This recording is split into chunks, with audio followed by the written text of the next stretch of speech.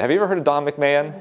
Okay, so he came from Australia, and he has a book, Acquired or Inspired. And why that's important to understand is because today we're going to talk about medical science confirming Ellen White. So there's different ways I could approach this topic. I could approach it and say, let me do as many topics as possible to see where Ellen White has been correct on. But you know what? He's done this so well. So what I decided to do was to pick a few topics and expand on them and maybe learn from them and show how Ellen White has actually been ahead of her time.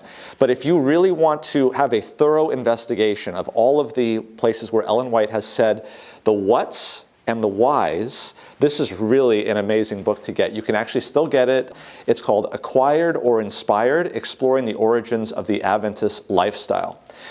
So what he did was he went through all of the scientific predictions, if you will, of Ellen G. White and divided it into the what and to the why. And he noticed that her what accuracies were actually very, very high, but her why accuracies were maybe a little bit less. She didn't understand maybe everything about science, and she tried to put it in terms that she could best describe with the education that she had back in the 1800s. Well, as interesting, as time went on, her accuracy started to improve. Isn't that interesting? So back in 1960, there was about a 60% accuracy, and as we got to 2000, her accuracy had gone up from 60% to 87%. It's kind of an artificial. Based on whose assessment? Based on general science. Okay. Yeah, so in other words, comparing what Ellen White says to the current understanding of science at the time, 60% accurate, and now as science is getting better and better and better, so is Ellen White getting better and better. You understand what I'm saying, right? So some of the things from this, this is not actually from the book, this is what people have said about the book. Ellen White's health statements were far superior, in fact more than 100 years ahead of any of her peers.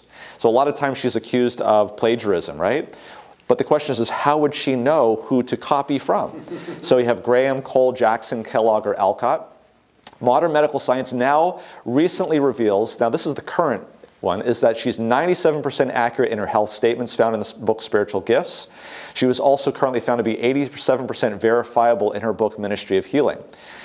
The trend reveals that in due time, these numbers will only continue to rise.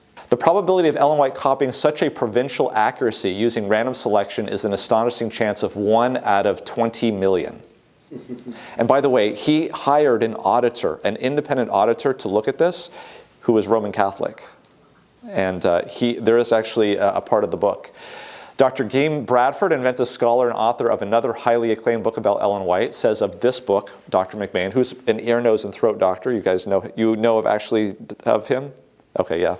Don McMahon has done for the church a wonderful service through his research. If the reader will carefully examine his arguments, they will find he has developed one of the most powerful arguments that can be presented for the inspiration of Ellen White. When people read this book, they will be pondering the question, how could a relatively uneducated woman living in the 19th century be so right at a time when her more educated contemporaries were so wrong? And I think it's an outstanding book to read.